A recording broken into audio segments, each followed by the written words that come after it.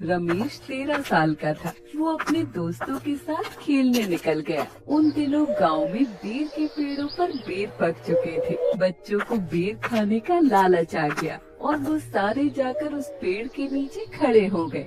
रामू, तू पत्थर मार और मैं अपने कुर्ते में बेर लपक लेता हूँ। ठीक है यार, मैं अभी पत्थर मारता हूँ, तू अपना कुर्ता फैला ले। रामू ने पत्थर मारा और बेर गिरने लगे। रमेश अपने कुर्ते में बेर भरता रहा, लेकिन एक पत्थर जाकर सीधे रमेश की आंख पर लगा। रमेश चिल्लाया, मेरी आँख, मेरी आँख! अरे, इसकी तो आँख में चोट लग गई। अरे, इसकी तो आँख से खून आ रहा है। जल्दी भागो, वरना इसके माँ और पिताजी आकर मारेंगे हमें और पुलिस आ जाएगी। अरे भागो! सब बच्चे रमेश को ऐसी ही हालत में छोड़कर भाग गए। किसी ने सरला और विपुल को जाकर बताया कि उनका बेटा खून से लथपथ बेर के पेड़ के नीचे पड़ा है। विपुल पानी पूरी का ठेला लगाता था। अपने बेटे के बारे में ऐसा सुनकर वो अपना ठेला छोड़कर रमेश की तरफ दौड़ा। खबर मिलते ही उसकी माँ सरला भी घर से दौड़ पड़ी। रमेश, रमेश, आंखें खोलो बेटा, ये क्या हुआ है? चोट कैसे लगी तुम्हें? अरे देख नहीं रहे हो कितना खून बह रहा है मेरे बच्चे का? पहले ही बहुत खून बह गया है। मेरे बच्चे को हॉस्पिटल लेकर चलो जल्दी से।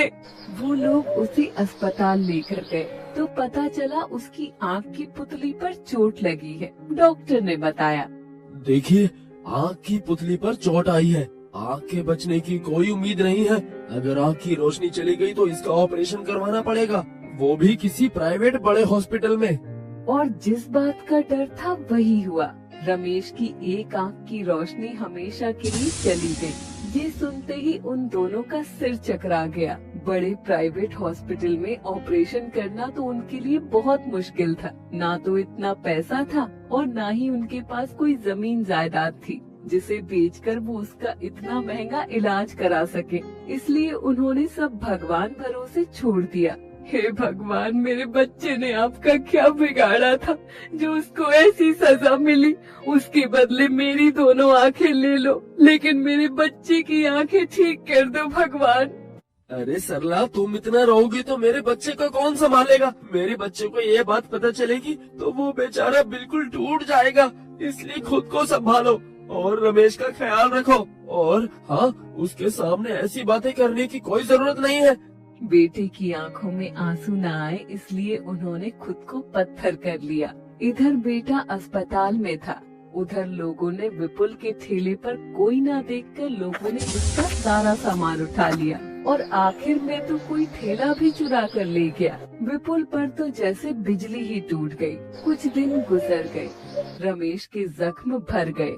सरला ने रमेश को स्कूल भेजा और स्कूल में रमेश को सब अंधा कहकर मजाक बनाने लगे। रमेश ये सब सुनकर रोने लगा और फिर कभी स्कूल नहीं गया। विपुल और सरला ने उसे बहुत समझाने की कोशिश की, लेकिन उसने एक न मानी और हमेशा के लिए स्कूल छोड़ दिया। विपुल का ठेला और सब सामान चोरी हो गया।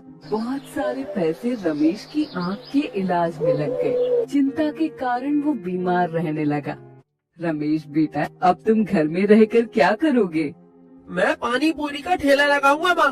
पिताजी इतने परेशान और बीमार रहने लगे हैं, मुझसे उनकी ये हालत देखी नहीं जाती माँ। हालत तो मुझसे भी नहीं देखी जाती। बिल्कुल बिस्तर पकड़ लिया है, खाना खर्चा कहाँ से आएगा? तुम्हारे कंधों पर अभी से ही जिम्मेदारी डाल दूं, ऐसा कैसे सोच सकती हूँ मैं मेरे बच्चे? माँ, मैं इतना छोटा भी नहीं हूँ।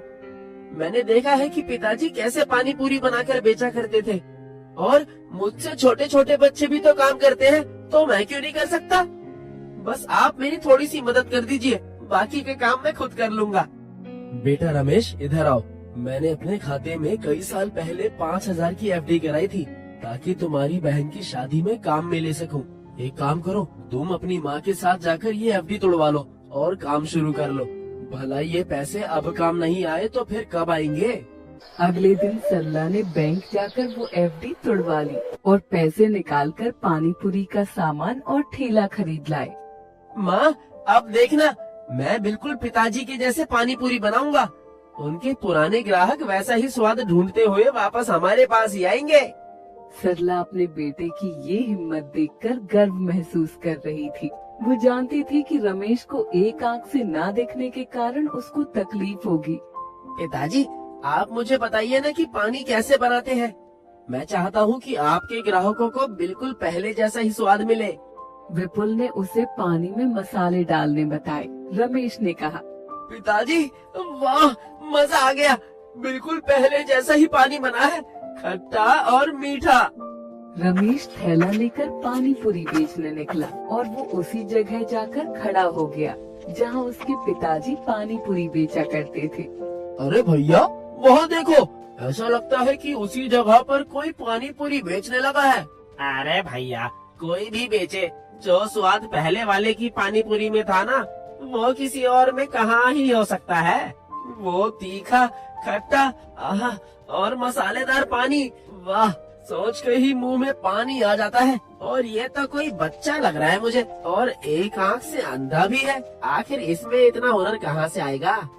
रमेश ने उनकी बातें सुनी और कहा, सुनिए, मेरे पिताजी बहुत बीमार हैं, लेकिन पानी का नुस्खा उन्होंने ही बताया है मुझे। आप एक बार खाकर तो देखिए, आपको बिल्कुल पहले जैसे ही पानी पूरी खाने को मिलेंगे।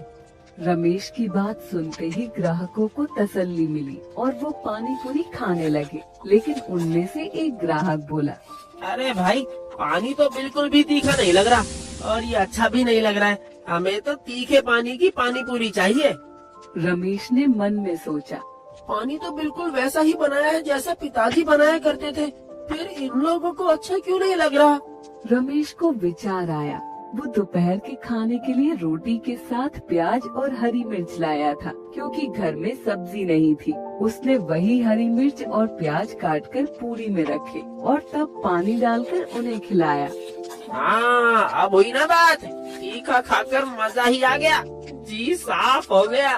उस दिन बहुत सारे ग्राहकों ने तीखा पानी मांगा, लेकिन उसके पास तो केवल खट्टा और मीठा पानी था। अगले दिन रमेश ने हरी मिर्च, प्याज और धनिया काटकर हींग और पुदीना डालकर पानी बनाया।